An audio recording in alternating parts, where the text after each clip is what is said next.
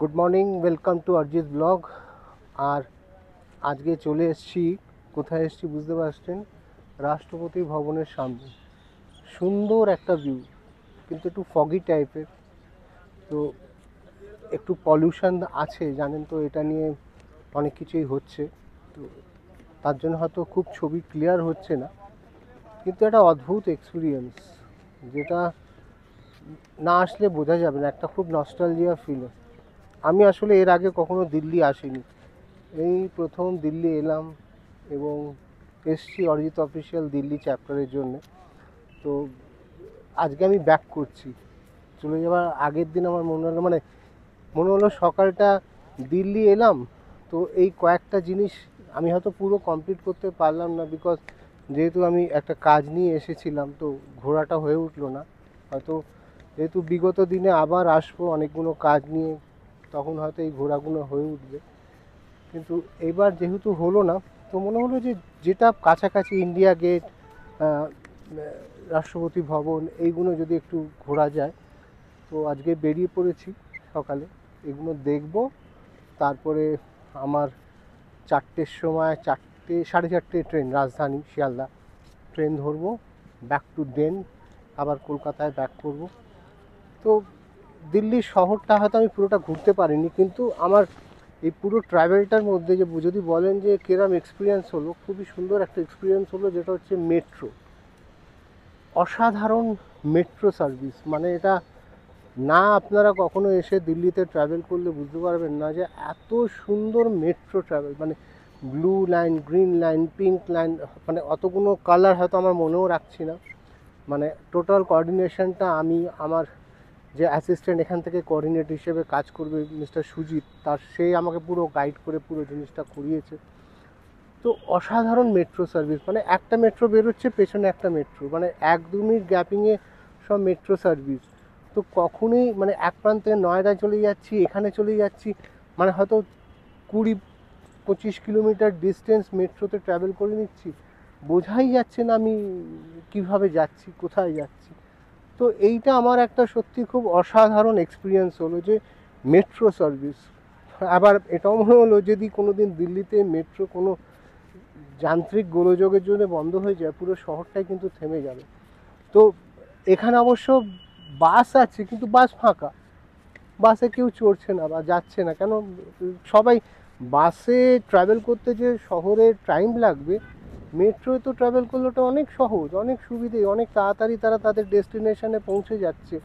তো তাই জন্যেই মেট্রো সার্ভিসটা এত সুন্দরভাবে তারা অ্যাভেল করে।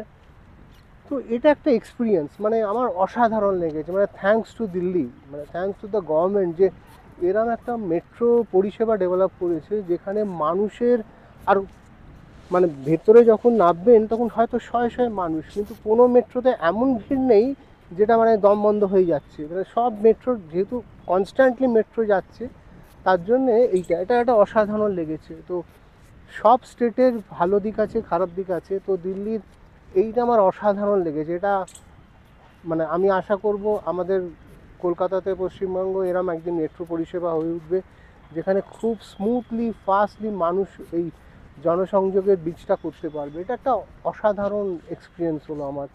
মানে এটা আমি বোধহয় আমার সব থেকে বেস্ট এক্সপিরিয়েন্স দিল্লিতে এসে। এইবার আমি সব ট্রাভেলগুলো বলছি যে করিনি, কিন্তু যেটুকুনি করেছি, যেটাই আমি করেছি, মানে এই ধরুন মেট্রো থ্রু দিয়ে, এটা একটা অসাধারণ। আর আর শহরটার সম্বন্ধে আর বেশি কিছু বলতে পারবো না, বিকজ আমি, বিশ্বাস করুন, এই এই কটা দিন পুরো কাজের মধ্যেই কেটে গেছে। মানে কখন মিটিং অ্যাটেন্ডস অনেকগুলো, মানে ধরুন বললাম না 25-30 কিলোমিটার আমি ট্রাভেল করেছি অনলি উইথ মেট্রো। এবং এটা কী করে ট্রাভেল করেছি, মানে আমি বুঝতেই পারিনি যে এত দূর এক একটা জায়গায় পৌঁছে যাচ্ছি, কিন্তু উইথ মেট্রো চলে যাচ্ছি, সেটা বোঝাও যাচ্ছিল না। তো এটা একটা অদ্ভুত এক্সপিরিয়েন্স। এবং সব মিটিংগুলোই খুব ভালো সাকসেসফুল হয়েছে। এবং বিশেষত্ব যে শক্তি সম্মান ফার্স্ট যে চ্যাপ্টারটা দিল্লিতে আসবে, সেটা 2026 থেকে শুরু হবে। মে মাসে যেমনি কলকাতায় হবে, তারপরেই জুন মাসে দিল্লিতে হবে। তো এই দিল্লিতে প্রথম বছরে আমরা 12 জন ফাইটারদের এই প্ল্যাটফর্মে নিয়ে আসছি, শক্তি সম্মান প্ল্যাটফর্মে। এবং তাদের পুরো পেরেন্টসরা এসেছিলো, বাচ্চারা এসেছিলো, তাদের সাথে ফর্ম ফিল আপ, রেজিস্ট্রেশন, যে প্রসেসটা কলকাতা হয় সেম প্রসেসটা কমপ্লিট করে ফেললাম। তো আমার টার্গেট অ্যাচিভ হয়েছে, মানে আমি যে টার্গেটসগুলো নিয়ে এসেছিলাম সেগুলো অ্যাচিভ হয়েছে। কিছু অ্যাপয়েন্টমেন্ট আজকে সকালেও আমি পেয়েছিলাম মিট করার জন্যে, এবং আমি যাদের সাথে মিট করতে চেয়েছি বা যারা আমার সাথে মিট করতে চেয়েছে আমি সবার সাথে মিট করেছি। এবং আমি কিছু মানুষের সাথে মিট ইনকমপ্লিট হয়ে গেছে, কারণ আজকেও কিছু অ্যাপয়েন্টমেন্ট পাচ্ছিলাম যারা আমাকে বলছিলেন আজকে আসতে, কিন্তু আজকের দিনটা আর হয়ে উঠবে না। মানে আমার একটা দিন মনে হয় খুব লাস্ট লাইনে চলে এসেছি, তো মানে আর ট্রাভেল যেহেতু একটু দূরে দূরে যেতে হয়, নয়ডা যেতে হবে, এই মানে একটা সময় সাপেক্ষ 1-1.5 ঘন্টার একটা মেট্রো জার্নি। তো এইটা হয়তো হয়ে উঠলো না, কিন্তু আমি জানি যে আমি আবার ঠিক কানেক্ট করে, আমাদের সাথে সবার প্রত্যেকের সম্পর্ক রয়ে গেছে, আমরা আবার কানেক্ট করে এগুলোকে কমপ্লিট করে ফেলবো। So every journey has a ending. তো দিল্লি চ্যাপ্টারের এই প্রথম যে পার্টটা আমি ট্রাভেল করে এসেছিলাম, আসার সময় একটু টেনশনও ছিল, সব কিছু যেগুলো ভাবছি হবে তো। এবং আমি এখানে হোটেল যারা আমাকে সাপোর্ট করছে, হোটেল সাদার্ন, তাদেরকে অনেক অনেক ধন্যবাদ। এবং hotel southern tours and travels যারা আমার সাথে টাই আপ করেছে এই অরিজিৎ অফিসিয়াল দিল্লি চ্যাপ্টারের জন্যে, তো they have given a huge support to me. মানে তাদের ওই লজিস্টিক থাকা, এবং আগামী দিন যখন কলকাতা থেকে টিমটা আসবে আমার থাকাটা, দে আর মাই হসপিটালিটি পার্টনার হিসেবে তারা কাজ করছে। এবং southern tours and travel, they are also associated with me in this Delhi chapter. মানে আমি যা যা করবো, they are also connected with me in this Delhi chapter. So এবার অনেক মানুষ এবং অনেক ব্র্যান্ডসরাও আসছেন যারা চাইছেন কাজ করবেন আমার সাথে। তো এটা আমাকেও যেমনি নিজেকে প্রমাণ করতে হবে যে আমি পারি, আমি এই যে কাজগুলো চাইছি বা যেগুলো করার ইচ্ছে আমার, চেষ্টা করছি, সেটা আই ক্যান ডু ইট। এটা একটু যদি আপনারা আমার উপরে ফেথ বা বিশ্বাস রাখেন, যেভাবে সাদার্ন ট্রাভেলস রেখেছে, সাদার্ন হোটেল রেখেছে, যে আমার উপরে ফেথটা রেখেছে যে হ্যাঁ এর সাথে কাজটা করা যেতে পারে। তো দিল্লি বেস যারা ব্র্যান্ডস আছেন তাদেরকেও বলবো, যদি একটু ফেথটা রাখেন তাহলে উই ক্যান ডু মিরাকলস। এবং যারা কলকাতা থেকে যদি কেউ এই দিল্লি চ্যাপ্টারের সাথে টাই আপ করতে চান, you are all welcome. It's going to be a unique journey, যেটা আমরা ট্রাভেল করবো এটার সাথে একসাথে। সো এটা আমার পক্ষে একা ফাইট করে তৈরি করা খুব টাফ, বিকজ জীবনে একা লড়াই করা যায় না যতক্ষণ না একটা টিম ফাংশন করে। যেমনি এখানে এসে আমাকে এখানকার লোকাল পুরো কোঅর্ডিনেশনটা করবেন মিস্টার সুজিত, যে এখন এই ক্যামেরাটাও করছে, শ্যুটটাও করছে, এবং ওর সাপোর্ট ছাড়া তো আমার কাছে এই দিল্লি চ্যাপ্টারের ট্রাভেলটা হয়তো ইনকমপ্লিট হতো।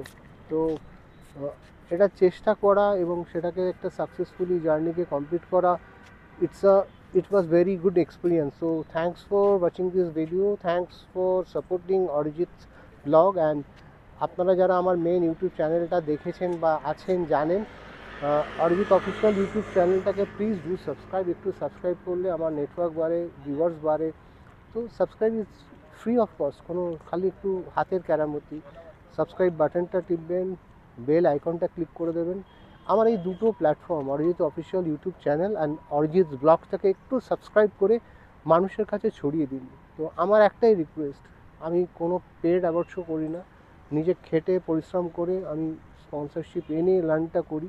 তো আপনাদের কাছে যারা ভালো কিছুর সাথে নিজেকে যুক্ত রাখতে চান, একটাই রিকোয়েস্ট করবো, চ্যানেলটাকে সাবস্ক্রাইব করুন, যাতে ভালো ভালো জিনিস, কন্টেন্ট, আমার কন্টেন্ট হয়তো ভাইরাল হয় না, কিন্তু আমার কন্টেন্ট ইউনিক হয়, সেটা আমি চ্যালেঞ্জ দিয়ে বলতে পারবো। আমি যেটা করি সেটা আর কেউ করে না। তো সেইভাবেই অরিজিৎ অফিসিয়াল দিল্লি চ্যাপ্টার শুরু হলো। Thanks for watching this video.